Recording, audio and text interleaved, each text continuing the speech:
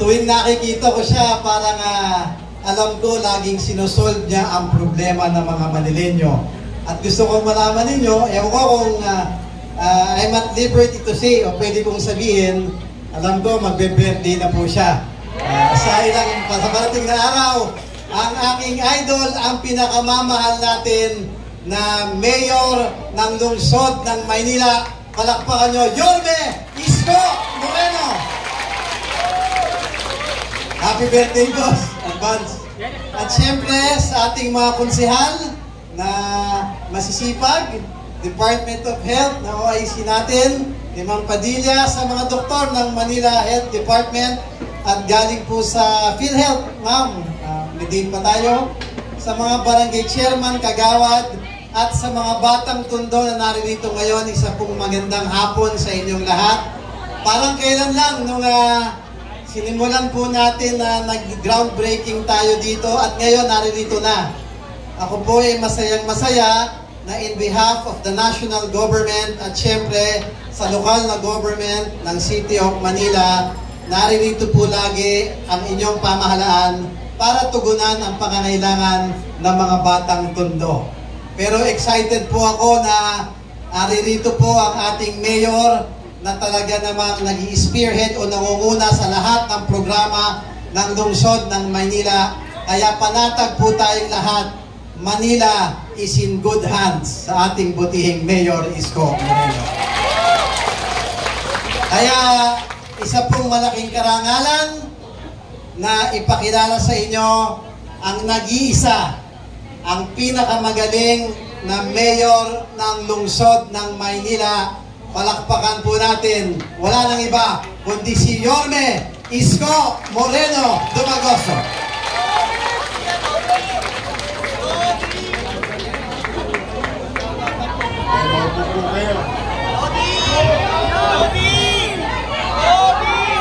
Kumain na ba kayo? Mag-alala, lilipas din niyo. Saan ba binibigyan ko na naman ito? Ito bongbong. Ano na naman?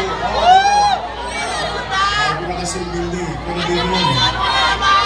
Lilipat na. Kaya ako yung ginawa-kwento yun. May si Joaquin. Kasi yan, pagka nung araw, lalo na kayo rito sa Herbosa, hanggang doon sa Tinapahan, sa looban. Eh, pag madaling araw, paikot-ikot ako sa patay dito. Eh, si Joaquin, ang mahilig yan magpauwi ng lechong kawali sa Bugbo. Noong bata yan. At saka yung puto bongbong. Eh, dito ko din yung disgrasya yun eh. At saka doon sa Bugbo, yung kay Edith, saka kay Rado, yung araw. But then again, ginugutom ko lang kayo. Mamaya naman, may bingo na naman. Sa aking mga minamahal na lolo at lola, I love you. Marami pang utang sa inyo ang Maynila. Pero steady lang kayo sa Gedli. Basta ito naman, ay natutuwa ko. Pwede makisuyo. Move kayo konti. Maraming magagandang nurse doon eh. Move kayo konti. May bayad din yan. Sa ating mga batang Maynila, sa ating mga nanay-tatay ko, sa ating mga DHW, barangay nutritionist, at doctor and nurses, our frontliners in medical care or health care, to our partner, PhilHealth. Tabong-tabo tayo sa PhilHealth ngayon. Ang PhilHealth ngayon, very aggressive in helping the City of Manila. Kasi alam nila talagang wala tayong kapera-pera. And I'm really grateful na ang PhilHealth ay lagi nakatutok sa atin para ma-maximize natin ang resources ng national government. Para naman, pag yagban ng PhilHealth, tosgas naman ang City of Manila. Makabibili tayo ng mga bagong ECG machine, mga computer center, even tablets for our DHW. This costs money and this can deliver efficient management of database, which is very important in policy making ng inyong pamahalaang lungsod ng Maynila. Kaya sa palapakan natin ang PhilHealth. Ang DOH. Alam niyo po, mga nanay tatay ko, mga batang Maynila, ito po, itatangos nyo ng ilong. Tayo na, and I can honestly say this, I think the largest, the biggest health provider as local government unit in the entire country. 44 health centers, just imagine, and growing because we're building more in the likes of other places, and bubuhayin ko muli yung isang katulad ng komunidad natin doon sa Damka, Santa Mesa, na dating Pamana Health Center na ginawa lang ng kung ano-ano ng mga politiko doon. Binabawi na po natin at ibabalik po yung dating health center na para sa mga taga Santa Mesa. Now, we are on track. Nasa tamang biyahe na po tayo na para maging 7 ang ating ospital sa lungsod ng Maynila, ang Baseco Hospital. The OPD is now open. 3 taon yun. Hindi binuksan. Pero nabuksan na natin. Ang tumatakbo ngayon ay OPD. Then, recently, thanks to Junior Ibay, Jesus Nagapardo, yung anak ng misis ko, Joaquin Lumagoso, Jose Alin, Jose Alian, medyo na tayo, at siyempre ang chairwoman ng Committee on Health, Dr. Irma Alfonso. Yan yung mga kusel na yan. Lalo si Irma, naipasa na sa Konseho ng Maynila ang organizational structure to make it official and permanent at magkaroon ng kasiguruhan yung ating mga medical frontliners na ma-hire at madidestino sa Corazon Aquino Baseco Hospital. And yesterday, lahat ng hilingi ng 6 na ospital gamit inaprobahan na po ng inyong health board o city health board. Ang problema na lang dyan, sino mauna? Nakakaposas yung kamay ko sa Chape. But we will make sure uunahin natin yung nasa Baseco para may building sila, may pasilidad sila, may equipo sila, may medical professionals sila, at online to our accreditation of level 1 hospital and going to help. Sabi ko nito, nasa 40,000 mahigit ang sinasako nitong Magsaysay. Yung Baseco Hospital will serve 100,000, isang barangay lang po yun. That's how hard it is sa kanila. Napakahirap ng katatayuan nila doon. Tayo, maswerte tayo dito sa Herbosa, sa Tondo proper, isang kembot mo lang, may health center na. Pagka medyo bumigat-bigat pa pakiramdam mo, mamimili ka, may national government, Tondo Medical, sa Norte. Sa Eastern Side, 2, Jose Reyes at San Lazaro. Oh, yung mga nabuntis naman ng Pebrero, o meron naman tayong Pabella. Yan ay mga national government. Sa South of Tondo, we have got Andres Bonifacio Hospital, pag-aari ng Maynila. And, of course, yung ating partner, UP PGH at PGH. At nais ko pong iparating sa inyo sa tulong. Tama po yung sinabi ni Congressman Ernix Junicio. Kapag ang national government, local government is in synchrony, ito ang prueba at resulta. ito naman ang gusto ko ipapatid sa inyo. With the help of PGH and UPPGH, alam ko tayo mga taga-Tondo, marami tayong minahal sa buhay. Sa sobrang dami niyong minahal, parado na mga puso niyo. Kung sakasakali, I will take this opportunity kasi pera niyo to eh. Kaya lamang, nalulungkot ako maraming hindi nakakaalam. Kung sakasakali kayo ay mag-angiogram, mahal ba ang angiogram? Super mahal. Minimum of 50, maximum of 80,000 pesos. Angiogram pa lang. Eh pagka natuluyan ka, i-angioplasty ka. Tama mali? At ang pinakamura dyan, 300,000. Ang kalagitnaan niya, median price, o median cost, 500,000. At ang pinakamahal niyan, 1 million pesos. Now, iyawan Diyos, matter of time, ilang linggo na lang, baka mag-qualify na tayo. But for now, may libre tayong angiogram sa ospital ng Maynila. Yes.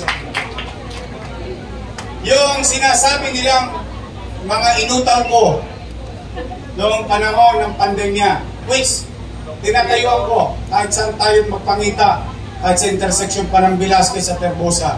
Tinatayuan ko yun sapagkat yung mga bagay na binili natin ay bagay na pakikinabangan ng utaw. Alam nyo ba na may MRI machine tayo? MRI machine. Nasa ospital ng Maynila. May CT scan machine. Bukod dyan sa GAP, meron tayo sa ospital ng Maynila. Cath lab. 3 taong hindi ginamit. 3 years. Ilang buhay kaya ang naitawid natin para sa angiogram? But fortunately, I have a dedicated and found a dedicated director of Manila Health Department through Director Grace Padilla. We've been partnering with PhilHealth, DOH, UPPGH, and what you call the cardiovascular interventionist. Tama kaya yung sinabi ko, konti na lang, papasa na ako sa medical school. Remdesivir, tocilizumab, molnupiravir. Lahat yata ng mga mabibigat na bigkasin na pangalan ng gamot at gamit. No? But, kaya ko po yan sinasabi sa inyo, dala ng yung mga sulat ninyo nababasa ko. Nababasa ko po eh.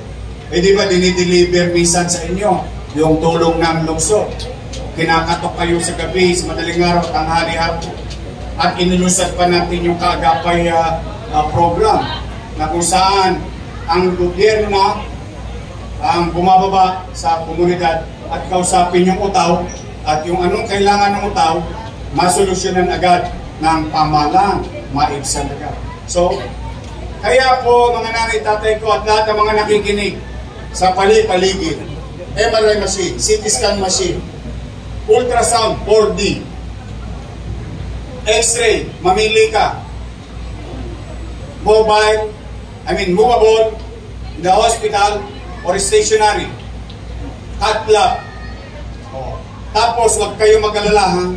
Ito, pag nag-qualify na tayo sa angioplasty procedure, kasi meron lang tayong binibilang na numero. Pag na-qualify na natin yon, we're gonna conduct, gagawa na tayo ng angioplasty. Okay, mag-alala. Alam ko mahal ang barbula. Mahal yung tubo na nilalagay sa ugat ninyo. Okay, mag-alala.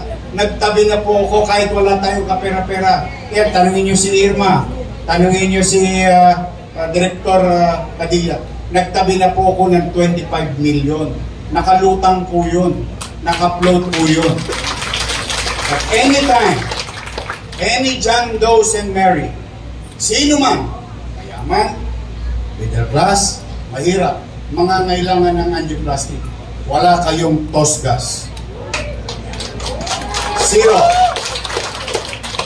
Literally zero. Bibili namin yung barbula, o tawag ko lang kasi doon barbula pero may scientific name doon. Mga spring yun, spring. O, para ibuka yung inyong mga nagbarang ugat sa puso. Kasi, ang katwiran ko dyan, mahirap maging mahirap. Lalo na kapag may sakit. Totoo lang. Minsan, dinadiagnose ka pa lang. Hindi ka pa kumpirmado sa problema mo sa pagkalusugan. Umaayaw ka na. Dahil sa diagnostic process pa lang, tukod na ang tao. Kaya ang ibang nanay, ibang tatay, imbis na ipagamot ang kanilang sarili, ipakakain na lang sana. Kaya ayaw kong mangyari yun sa inyo na maging deprived kayo ng mga ganong mamahaling procedure. And I'm happy today, masaya ako ngayon. Ay, tingnan ninyo naman. Ha? Parang private na itong ano ninyo. Health center ninyo. O, palakpakan natin si Junicio. At least hindi niya nilagay sa flood control.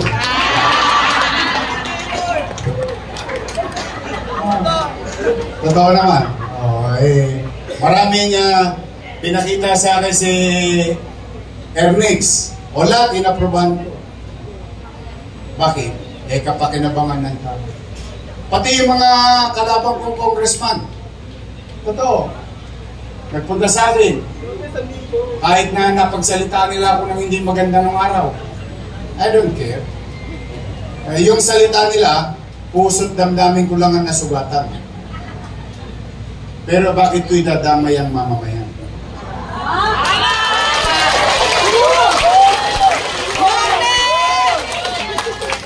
Totoo lang. Total, pride lang naman yun. Dami naman fried chicken sa Hermosa. Ay, simula sa Arten hanggang Sunday. Ang daming tusok-tusok. Mamili ka. What I mean is that sometimes in leadership, you don't involve your personal bad experience with other politicians. Kasi nadadamay ang tao. Kaya ako, pag sinasantabi ko na yung pride, ang importante, makaraos kayo. Yung mga politiko na iba't ibang kulay, puro mema lang yung mga yun. Hindi naman kasi nila naintindihan yung katatayuan ng tao. Pag nag-away-away ang mga politiko, sino kawawa? Ay, di ba naalala nyo na nasa Don Bosco tayo? Ano sinabi ko lang nung kampanya? Masyadong nagagano sa mga politiko. Pagtapos ng halalan, sila bati-bati na. Tama ba? Kaya ako ayoko talaga. I will always compete politically. But there is time for that. Once the people decided already, we together should work hand in hand. Patingnan po ninyo. Ako po ay hindi kasapi ng administrasyon. Pero anong ginawa ko po? Dahil wala tayong pera, okay, sanay naman tayo mga taga-tundo na walang pera. Pero ang dami nating pangarap. Ang dami. Sabi nga ni Presidente, ang dami mo namang iniisip sa Maynila. Sabi ko, Mr. President, nung pandemya na tinodas namin to, tinodas namin to, tinodas namin to, in 2 years that. And even him, when he saw what happened in 3 years nung pandemya, hindi ko pa binilang din yung chicha. Tama ba? Walang nagutom sa Maynila nung pandemya. Sige, I have all these aspirations for the people of Manila. Anong ginawa natin? Dahil wala tayong tsape, ginamit ko na abilidad ko. Binibenta ko yung idea sa kanila. Baka binili. Pagka binili, sino ba may pera? National government. Pag ginawa nila, kanila na kredito, legacy nila. Good, I'm happy for them. Will I be happy kung makikinabang ang mga taga-Maynila? Oo naman. Ganon ang pagiging ama ng lungsod ng Maynila.